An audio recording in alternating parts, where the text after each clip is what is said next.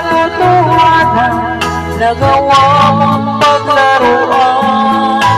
Nangako ka pa sa akin na kung lang ang mamahalin, at ako'y napanin.